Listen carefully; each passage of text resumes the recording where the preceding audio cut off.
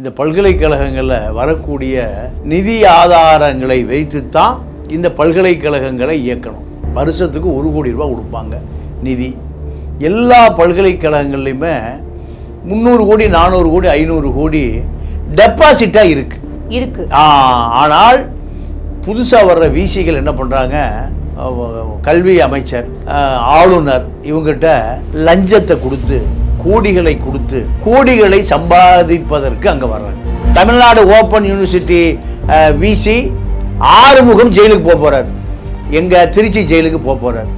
எப்படின்னு கேட்டால், அப்போ அவர் சொன்னார், என்ன சார் இந்தியா சிமெண்ட் சீனிவாசன் அவர் கிரிக்கெட்டு வாரியமே வச்சுருக்காரு, சிவந்தி ஆயித்தன் அவர் ஒரு ஸ்போர்ட்ஸ் கிளப் வச்சுருக்காரு.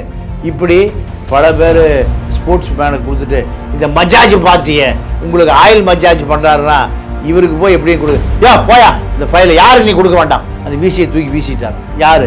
ஆராய்ச்சி மாணவனுக்கோ ஆராய்ச்சி புத்தகம் எழுதுவதற்கோ அல்ல புதுசாக தியரி உருவாக்குவதற்கோ புதுசாக வந்தவனுக்கு ஒன்றும் தெரியல. அப்போது மிக விரைவில் மூடக்கூடிய நிலைமை நோக்கி போகுது. அலைன்ஸ் பார்க்க போறாரு, மகனுக்கு பொண்ணு பார்க்க போறாரு. போகும்போது நான் யூனிவர்சிட்டி அலுவல் வேலையா போறேன் அப்படின்னு 80,000 ரூபாய் பில்லை போட்டு எடுத்துக்கிறேன். எவ்வளவு போறது சம்பந்தம் பண்றதுக்கு பில்ல போடுறது, யூனிவர்சிட்டி அலுவலுக்காக போனான்னு 80,000 ரூபாய் பில்லை போட்டு எடுத்துக்கிறேன். பல்கலைக்கழக ஆசிரியர்களுக்கு ஏன் மாற்ற வேண்டிய அவசியம் என்ன இருக்கு? விசி என்ன சொல்றாருன்னா, என்னை வச்சு கேள்வி கேட்கக்கூடாது, கேள்வி கேட்டால் அப்படிதான் மாற்றுவேன், எனக்கு அதிக அதிகாரம் இருக்கு. அப்போ இந்த பல்கலைக்கழகம் இன்னைக்கு மிகப்பெரிய சரிவை நோக்கி போயிட்டு இருக்கு. தமிழா யூடியூப் சேனல் நேயர்கள் அனைவருக்கும் வணக்கம். நான் உங்கள் அமிர்தா. இன்னைக்கு நம்மளோட தமிழா பாண்டியன் சார் தான் இருக்கார். அவர்கிட்ட நிறைய விஷயங்கள் கேட்டு தெரிஞ்சுக்கலாம். நிகழ்ச்சிக்கு போகலாம். வணக்கம் சார். வணக்கம் சார். ஒவ்வொரு நாளும் ஒவ்வொரு விஷயமும் இல்லை ஒவ்வொரு பிரச்சனைகளாக எடுத்து நம்ம இங்கே பேசிட்டு வந்துட்டு இருக்கோம். இப்போ என்னென்னா, கல்வி நம்ம ஆல்ரெடி ஒரு விஷயம் பேசணும், அண்ணா யூனிவர்சிட்டியில் நடந்த அந்த குளறுபடிகள் பற்றி நம்ம பேசிட்டு வந்தோம். அது கூட வெளில எக்ஸ்போஸ் ஆச்சு. இப்போ நெக்ஸ்ட்டு என்ன தெரியுமா சார், இது நியாயப்படுத்துகிற மாதிரி இருக்குது சார். இது மெட்ராஸ் யூனிவர்சிட்டி, அப்புறம் மதுரை அங்கே காமராஜ் யூனிவர்சிட்டி, அங்கே சம்பளம் கொடுக்கறதுக்கு கூட கவர்மெண்ட் கிட்ட பைசா இல்லை அப்படின்னும் போது அதை எடுத்து இழுத்து மூட போகிறாங்கன்ற மாதிரி பேசப்படுது. அதை தொடர்ந்து இங்கே நம்ம தமிழ்நாடு ஓப்பன் யூனிவர்சிட்டின்னு ஒன்று இருக்குல்ல சார், அதுவுக்கும் பைசா கொடுக்கறதுக்கு இல்லை கவர்மெண்ட் கிட்ட அப்படின்னா, சார் இந்த கவர்மெண்ட் கிட்ட பைசா இல்லைன்னு சொல்கிறது எனக்கு நிஜமாவே அப்போ நம்ம கட்டுற வரி பணம்லாம் எங்கே அப்படின்னு மக்கள் கேள்வி கேட்க மாட்டாங்களா சார்? ஏன்னா படிப்பு அதுதான் அடிப்படையான ஒரு தேவை இப்போ இருக்கிற ஜென்ரேஷனுக்கு. இந்த மாதிரியான யூனிவர்சிட்டிஸ்லாம் க்ளோஸ் பண்ணிட்டு அப்போ என்ன சார் பண்ணுறது? இந்த மாதிரியான ஒரு பரிதாபனால அதுவும் நம்ம தமிழ்நாடு கவர்மெண்ட்டுக்கு டிரான்ஸ்போர்ட்டுக்கு பைசா இல்லை, போலீஸில் ஏன் அவ்வளோ பேரை சேர்க்கல அப்படின்னா அதுக்கும் பைசா இல்லை. இப்போ நெக்ஸ்ட் கல்வி, அப்போ பைசா இல்லைன்னா அந்த பைசாலாம் எங்கே போகுது? அம்மா, இந்த பல்கலைக்கழகங்கள் தன்னாட்சி நிர்வாகம். இந்த பல்கலைக்கழகங்களில் வரக்கூடிய நிதி ஆதாரங்களை வைத்து தான் இந்த பல்கலைக்கழகங்களை இயக்கணும். வருஷத்துக்கு 1 கோடி ரூபா கொடுப்பாங்க நிதி. எல்லா பல்கலைக்கழகங்கள்லையுமே 300 கோடி 400 கோடி 500 கோடி டெபாசிட்டாக இருக்கு. ஆனால் புதுசாக வர்ற விசிகள் என்ன பண்ணுறாங்க, கல்வி அமைச்சர், ஆளுநர் இவங்ககிட்ட லஞ்சத்தை கொடுத்து கோடிகளை கொடுத்து கோடிகளை சம்பாதிப்பதற்கு அங்கே வர்றாங்க. சார், ஆளுநர் இப்போ இது மத்திய அரசு, இங்கே கல்வி அமைச்சர்ன்றது மாநில அரசு, இது எப்படி சார் அது? அதாவதுமா, பல்கலைக்கழகங்களுக்கு பூரா ஆளுநர் தான் வேந்தர். நம்ம நாடு சட்டம். ஆமா, ஆளுநர் தான். இங்க முதலமைச்சரை தான் வேந்தரா போடணும் அப்படின்னு சொல்லிட்டு அங்க இங்க வர ஒரு திருப்பியும் ஒரு பிரச்சனை. ஆமா, அது இருக்கு. ஆனால் இப்போ நடைமுறையில் உள்ளது யாருன்னு கேட்டிங்கன்னா, ஆளுநர் தான் விசியை போட முடியும். ஆளுநர் வேந்தர், விசி துணை வேந்தர். அப்போ எல்லா பல்கலைக்கழகங்களுமே ஆளுநர் கட்டுப்பாட்டில் தான் வருது தமிழ்நாடு முழுக்க. அப்போது நீங்கள் வேளாண்மை பல்கலைக்கழகத்தில் ராதாகிருஷ்ணன் ஒருவர் சாதாரண கடைநிலை ஊழியர். அவர் கோட்டு சூட்டு டையெல்லாம் கட்டிட்டு முன்பு இருந்த ஆளுநருக்கு 2 கோடி கொடுத்து விசி ஆகிட்டார். விசி ஆகி 10 கோடி சம்பாதிச்சிட்டார். இப்போ எங்கே இருக்காரு? கழிது நின்று கோயம்புத்தூர் ஜெயிலில் இருக்கார். ஒரு 4 விசிகள் எங்கே இருக்காங்க? கோயம்புத்தூர் ஜெயிலில் இருக்காங்க. இப்போ அதே போல் தமிழ்நாடு ஓப்பன் யூனிவர்சிட்டி விசி ஆறுமுகம் ஜெயிலுக்கு போக போகிறார், எங்கள் திருச்சி ஜெயிலுக்கு போக போகிறார். எப்படின்னு கேட்டால், இப்போ பல்கலைக்கழக நிதி 200 கோடி ரூபாய் இருக்குது. எவ்வளோமா? 200 கோடி ரூபாய். அதாவது ஒரு வருடத்திற்கு அகாடமி இயர், காலண்டர் இயர் 2 இயரை சொல்கிறாங்க. இதில் 8000 ஜூன் டு மே 8000 பேர், மே டு மே 10000 பேர், 18000 பேர் படித்த அந்த தமிழ்நாடு ஓப்பன் யூனிவர்சிட்டியில் இப்போ 2500 பேர் தான் படிக்கிறாங்க. எவ்வளோ பேர்? 2500. என்ன காரணம் கேட்டிங்கன்னா, இவர் யார் மூலம் அங்கே வந்தாருன்னு கேட்டிங்கன்னா, ரவி அழகப்பா, காரைக்குடி அழகப்பா யூனிவர்சிட்டி விசி, அவர் பிஜேபிக்கு வேண்டியவர். அவர் அந்த யூனிவர்சிட்டிக்கு வருவதற்கு 2 கோடி 3 கோடி 5 கோடி கொடுத்து ஆளுநருக்கு வேண்டியவர், பிஜேபி ஆர்எஸ்எஸ் இப்படி எங்கேயும் பணத்தை கொடுத்து வந்திருக்கார். அதே ரூட்டில் போய் நம்ம ஆறுமுகம் என்ன பண்ணுறாரு, 2 கோடி 3 கோடியை கொடுத்து எங்கள் தமிழ்நாடு ஓப்பன் யூனிவர்சிட்டிக்கு வந்துட்டார். இவர்கள் எல்லாமே ஏதோ ஆர்எஸ்எஸ் பிஜேபி சோர்ஸில் வந்திருக்காங்க. வந்து உட்கார்ந்து உடனேயும் ஆறுமுகம் என்ன பண்ணுறாரு, 150 கோடி ரூபா இப்போ அதில் நிதி இருக்குது. 150 கோடி நான் இருக்க 3 வருஷத்துக்கு 50 கோடியா எடுத்துட்டு நான் செலவு பண்ணிட்டு இப்போ அவுட் சோர்ஸ் ஆளுன்னு 116 பேரை நியமிச்சிருக்கார். எவ்வளவு? 116 பேர் அவுட் சோர்ஸு. 116 பேரில் யார் கேட்டீங்கன்னா, ஹவுஸ் கீப்பிங்க்கு ஆளுக, மீதி அதாவது 18 பேர் அவருடைய ஹவுஸ் கீப்பிங்க்கு, வீட்டு வேலைக்கு. இது இல்லாமல் மொத்தம் யூனிவர்சிட்டிக்கு 7 கார் இருக்குது. 7 காரில் ஒரு கார் அவருக்கு 2வது அவர் மனைவிக்கு ஒரு காரு, இப்படி 7 கார் எங்கே ஓடுதுன்னே தெரியல. இது எல்லாமே புத்தகம் அடிப்பது எப்போன்னா மாணவனுக்கு 3 மாதத்துக்கு முந்தையே கொடுத்தா தான் அவன் படித்து பரீட்சை எழுதுவான். கமிஷன் வாங்குவதற்கு எங்கே கொடுத்தா அதிகமாக கமிஷன் கிடைக்கும். இதுக்காக 4 பக்கம் பேசி எவன் கமிஷன் அதிகமாக கொடுக்குறானோ அவங்ககிட்ட அடித்து மாணவர்கள் பூரா ஓபன் யூனிவர்சிட்டிக்கு எங்கள் புக்கு கொடுங்கன்னு தொடர்ந்து தொலைபேசியில், தபாலில், மெயில் அனுப்பிட்டே இருக்கான். இங்கே எவன் கமிஷன் அதிகமாக கொடுக்குறானோ அங்கே புக்கை அடிப்பதற்கு நீண்ட நாள் எடுத்துட்டு அவன் கமிஷன் கொடுக்குற மெதுவாக தானே கொடுப்பான். எப்போ பரீட்சையோ 10 நாளுக்கு முந்தி தான் புக்கு கொடுக்குறது. அப்போ எப்படி மாணவங்க சேருவான்? அதான் இப்போ எவ்வளோ பேர் இருந்தது? 18,000 பேர் சேர்ந்து படித்த தமிழ்நாடு ஓப்பன் யூனிவர்சிட்டியில் இப்போ 2500 பேர் தான் படிக்கிறான். அப்போ எவ்வளோ படிக்க மாட்டான், பணம் வராது, யூனிவர்சிட்டி மூடுற நிலைமைக்கு வந்துடும். இப்போ இவரை பொறுத்த வரைக்கும் வருமானத்தை பெருக்குவதற்கான எந்த முயற்சியும் செய்வதில்லை. 2.5 வருஷம் ஆச்சு, படிச்சு முடிச்சோன்னு சர்டிஃபிகேட்டே கொடுக்கல. எவ்வளவு அநியாயம் பார்த்தீங்களா? நம்பிதானே சார் உழைப்புக்கே போக முடியும். அப்போ இதை ஏன் அமைச்சர் பொன்முடி கண்டுக்கிறது இல்லை, ஆளுநர் கண்டுக்கிறது இல்லைன்னா, இவரை காப்பாற்றுவதற்கு ஆளுநரும் முயற்சிக்கிறார், அமைச்சர் பொன்முடியும் முயற்சிக்கிறார். நான் ஒரு 10 நாளைக்கு முந்தி ஸ்போர்ட்ஸ் யூனிவர்சிட்டி ரிட்டையர்டு விசி ஒருத்தரை தற்செயலாக சந்தித்தேன்.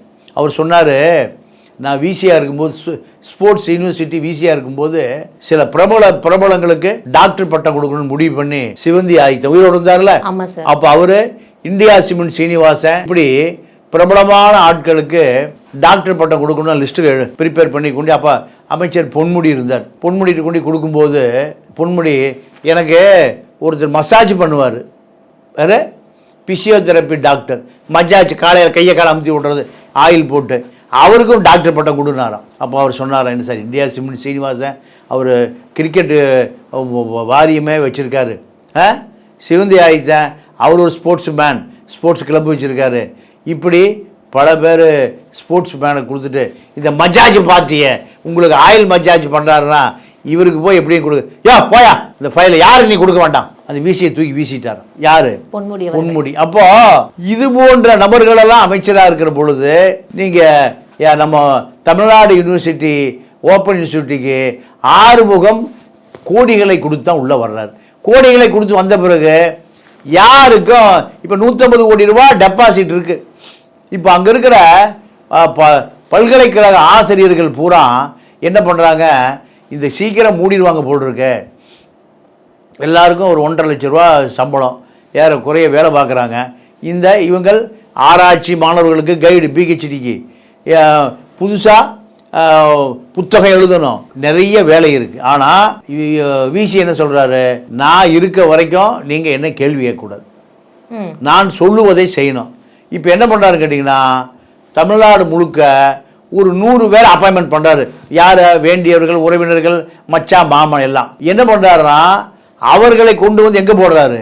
நீங்கள் சென்னையில் போட்டு சென்னையில் 1.5 லட்ச ரூபா சம்பளம் வாங்கி ஆராய்ச்சி மாணவர்களுக்கு வழிகாட்டக்கூடிய ஆசிரியர்களை கொண்டு போய் தருமபுரி, கிருஷ்ணகிரி போடுறாரு. அங்கே வேலையே இல்லை. அங்கே வேலையே இல்லை. வேலை எங்கே இருக்குது? சென்னையில் தான் இருக்குது. சென்னையில் புத்தகம் தயாரிக்கணும், டாக்டரேட்டுக்கான மாணவனுக்கு கைடு பண்ணணும், 2வது புதிதாக தேதி உருவாக்கணும். இவ்வளோ வேலை செய்கிற ஒருத்தரை 1.5 லட்ச ரூபா சம்பளம் வாங்குற 40 பேரில் 40 பேரையில் பாதி பேரை கொண்டு எங்கே போடுறாரு? ஒரு வேலையுமே இல்லாமல், அலுவலகமே இல்லாத ஊரில் கொண்டு போட்டுறாரு. அங்கே இவருடைய உறவினர்களை கொண்டு வந்து இங்கே போடுறாரு. ஆராய்ச்சி மாணவனுக்கோ, ஆராய்ச்சி செய்வது, ஆராய்ச்சி புத்தகம் எழுதுவதற்கோ, அல்லது புதுசாக தியரி உருவாக்குவதற்கோ புதுசாக வந்தவனுக்கு ஒன்றும் தெரியல. அப்போது மிக விரைவில் மூடக்கூடிய நிலைமை நோக்கி போகுது. இப்போ பார்த்தீங்கன்னா 2 யூனிவர்சிட்டி மூடிட்டாங்க. அதாவது மூடிட்டாங்கன்னா மூடுற கண்டிஷன் வருமானமே இல்லை. மெட்ராஸ் யூனிவர்சிட்டியில எவ்வளோ பெரிய யூனிவர்சிட்டி, மதுரை காமராஜ் யூனிவர்சிட்டியில் சம்பளம் கொடுக்கறதுக்கே பணம் இல்லை. ஏன்? வந்த விசிகள் இந்த ஆறுமுகத்தை போல அத்தனையும் முறைகேடு, பல முறைகேடு. அதாவது இவருக்கு அலைன்ஸ் பார்க்க போறாரு, மகனுக்கு பொண்ணு பார்க்க போறாரு. போகும்போது நான் யூனிவர்சிட்டி அலுவல் வேலையா போறேன் அப்படின்னு 80,000 பில்லை போட்டு எடுத்துக்கிறார். எவ்வளவு போறது? சம்பந்தம் பண்றதுக்கு பில்லை போடுறது யூனிவர்சிட்டி அலுவலுக்கா போனான்னு 80,000 பில்லை போட்டு எடுத்துக்கிறார். அவர் பில்லு போடட்டும், ஓகே. ஆனா அந்த பில்லை சரி பார்த்து தானே சார் வந்து அலோகேட் பண்ணுவாங்க அமௌண்ட்டா. அப்ப அந்த பில்லை யாருமே சரி பார்க்க மாட்டாங்க. அருமையான கேள்வி. அவர் என்ன பண்றாரு? இது அருமையான கேள்வி. நீங்க அங்க யாரை வச்சிருக்காருன்னா இவருடைய நிதி முறைகேட்டை ஏன்னு கேள்வி கேட்காம இருப்பதற்கு ஒருத்தரை அங்க வேலைக்கு வச்சிருக்காரு. இவரே வேலைக்கு வச்சிருக்காரு. அதாவது விசி ஆபீஸ்ல, சேம்பர்ல புதிய ஆட்களை போட்டு வச்சிருக்காரு. ஏன்னா இவருக்கு யார் சார் அந்த அதிகாரம் கொடுத்தது? விசிக்கு அதிகாரம் இருக்கு. விசிக்கு அப்போ வெளியால பழைய ஆட்கள் போட்டால் தகவல் வெளியில் போயிடும். அதனால விசி சேம்பரில் உற்றார், உறவினர், மச்சான், மாமன், சித்தப்பன், பெரியப்பனை போட்டு வச்சு எல்லாருக்கும் 1 லட்ச ரூபா சம்பளம் டெம்பரவரியா. இவர்கள் விசி எதை சொல்லுகிறார்களோ அவருக்கு இப்போ ஒரு என்ன சொல்றாங்க, 36 லட்சம் ரூபாய்க்கு ஒரு காரை வாங்கி யாருக்கும் பிரசன்ட் பண்ணியிருக்காரு. 36 லட்சத்துக்கு. யாரோட பைசா சார்? எல்லாம் யூனிவர்சிட்டி காசு. அப்போ இதை நீங்கள் சிண்டிகேட் தான் கேட்கணும். சிண்டிகேட்டில் இப்போ மொத்தம் 15 பேர். Higher education secretary, law secretary, finance secretary, VC, syndicate chairman, கவர்னருடைய நாமினேட் 2 பேர், அரசு பிரதிநிதி 3 பேர். இப்போ இப்படி director of university, professors, assistant professors, associate professors, இப்படி இத்தனை ஆட்களையுமே தன்னுடைய பினாமிகளை போட்டு வச்சிருக்கு. இதில் என்னன்னா இந்த ஆறுமுகத்தை கேள்வி கேட்கக்கூடிய இடத்துல யாருமே இல்லை. ஆளுநர் அலுவலகமும் இதை கவனத்தில் எடுத்துக்கிறது இல்லை, அமைச்சரும் இதில் கவனத்தில் எடுத்துக்கிறது இல்லை. சிண்டிகேட் கூடி நீங்கள் என்ன நடக்குதுன்னா இவர் எடுத்து கேள்வி கேட்குறாங்கல்ல ஆசிரியர்கள், அந்த ஆசிரியர்களை இவர் என்ன பண்ணுறாரு கேட்டிங்கன்னா, அதாவது ரொட்டீன் ஒர்க்கு எதுவும் இல்லை, வருமானம் மட்டுமே அவசரமாக எதை காசு பில்லை போட்டு எடுத்துக்க முடியும், இதுதான் அவருடைய நோக்கம். 2வது பிஹெச்டி அட்மிஷன் போட்ட 2.5 வருஷம் ஆச்சு. பிஹெச்டி ஏன் அட்மிஷன் போட்ட 2.5 வருஷமாச்சு. இதெல்லாம் ஒரு விசாரணை கமிஷன் போடணுமா இல்லையா அமைச்சர்? இல்லை சிண்டிகேட்டாக இது விசாரிக்கணுமா இல்லையா? இது பற்றி எந்த விசாரணையும் இல்லை. அப்போ இவர் ஒரு சர்வாதிகாரி. அவர் என்ன சொல்றாரா, சார் இப்படிலாம் இருந்தால் சீக்கிரம் திவால் ஆயிரும் சார், வேலை யூனிவர்சிட்டி நடத்த முடியாது சார். நான் இருக்க 2-3 வருஷம் 150 கோடி ரூபா இருக்குல்ல, முதல்ல விசி லாபம் சேர்த்து வச்சுட்டு போனார்ல, இதை கரைச்சிட்டு இருக்காரு. நான் இருக்க 3 வருஷத்துல 150 கோடி ரூபா போதுமையா, வருஷம் 50 கோடி, பின்னாடி வந்தா இருந்தா என்ன போனா என்ன சார்? எப்படி சார் உங்களுக்குலாம் அந்த மாதிரியான ஒரு பேச்சு? இல்லை, இவர்கள் தான் அதாவது முழுக்க கொள்ளையடிக்கக்கூடிய கொள்ளைக்காரர்கள் தான் வீசியாக வர்றாங்க 2 கோடி 3 கோடி கொடுத்து. இது எவ்வளவு மக்களுக்கு அந்த செய்தியெல்லாம் போய் சேருவதே இல்லை. சேருவதற்கான முயற்சி தான் இப்போ நம்ம செஞ்சிட்ருக்கோம். அதாவது 9 லட்சம் ரூபாய்க்கு கம்ப்யூட்டர் ஸ்டேஷனரி வாங்கியிருக்காரு. ஒரு பொருளையும் உள்ள காணோம். பில்லு போட்டுதான் பாஸ் ஆயிடுச்சு. யாருடைய நிறுவனம்? எல்லாம் போலி நிறுவனம். அதாவது செல் நிறுவனம் சொல்லுவான்ல, அந்த போல 9 லட்சம் ரூபா சுவாகா பில்லை போட்டு எடுத்துட்டாரு. இப்போ 116 அவுட் சோர்ஸுக்கு ஆளுகளுக்கு டெய்லி மாத சம்பளம் எல்லாத்துக்கும். இதில் என்னென்னா முழுக்க அவுட் சோர்ஸ் ஆட்களுக்கு சேலரியே 2 கோடி போகுது. திறந்த வெளி பல்கலைக்கழகங்கள் 14 பல்கலைக்கழகங்களில் A+ பல்கலைக்கழக தமிழ்நாடு யூனிவர்சிட்டி தான். என்ன காரணம்னா ஆய்வு கட்டுரை நிறைய கொடுத்துருக்காங்க. பிஹெச்டி மாணவர்கள் நிறைய பேர் பாஸ் ஆகியிருக்காங்க.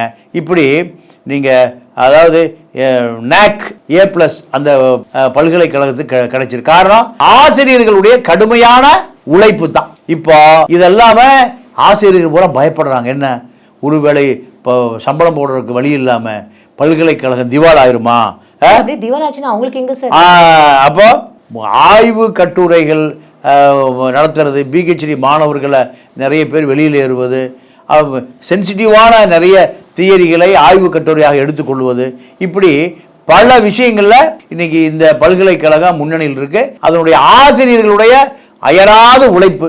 இந்த ஆசிரியர்கள் கேள்வி கேட்டதுனால உடனே வெளியேற்றுறாங்க. எப்படி வெளியேற்றுறாங்கன்னா, விசி மீட்டிங் நடக்குது. விசி மீட்டிங் நடந்த பிறகு எந்த விதமான கேள்வி கேட்பாடு இல்லாமல் 6 ஆசிரியர்களை தூக்கி இந்த தண்ணி இல்லாத காட்டுக்கு மாத்துறாங்க. என்ன காரணம்? வேலையே இல்லாத இடத்துக்கு பல்கலைக்கழக ஆசிரியர்களுக்கு ஏன் மாற்ற வேண்டிய அவசியம் என்ன இருக்கு? விசி என்ன சொல்றாருன்னா, என்னை வச்சு கேள்வி கேட்கக்கூடாது, கேள்வி கேட்டால் அப்படிதான் மாற்றுவேன், எனக்கு அதிக அதிகாரம் இருக்கு. அப்போ இந்த பல்கலைக்கழகம் இன்னைக்கு மிகப்பெரிய சரிவை நோக்கி போயிட்டு இருக்கு. இந்த சரிவை சரி செய்யவில்லை என்றால், இப்போ மெட்ராஸ் யூனிவர்சிட்டி, மதுரை காமராஜ் யூனிவர்சிட்டி மாதிரி தமிழ்நாடு ஓப்பன் யூனிவர்சிட்டியும் சம்பளம் போடுவதற்கு ஆள் இல்லாமல் 2500 பேர் இப்போ வருஷம் சேர்றான். இது 1500 ஆகி 500 ஆகி கடைசியில் யாருமே இல்லாமல் போகும். இதை நீங்கள் திட்டமிட்டு தான் இருக்கிற காலத்தில் இந்த பல்கலைக்கழகத்தை பூட்டி சாவியை எடுத்துகிட்டு போயிடலான்னு முடிவு பண்ணுறாரு.